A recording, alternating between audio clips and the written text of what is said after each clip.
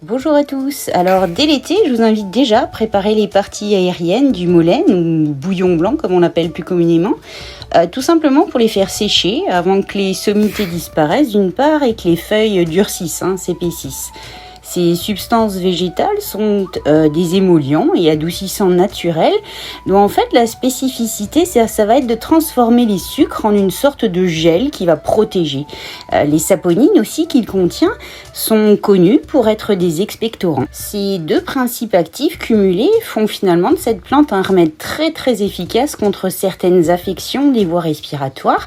Et quant aux iridoïdes, ils lui confèrent en fait des propriétés analgésiques et antispasmodiques et anti-inflammatoires. Donc un excellent expectorant parce qu'il va limiter la formation en fait des mucosités et il va favoriser bien sûr l'évacuation. Alors il va atténuer aussi les symptômes de trachéite, de laryngite, la toux, les bronchites, les extinctions de voix.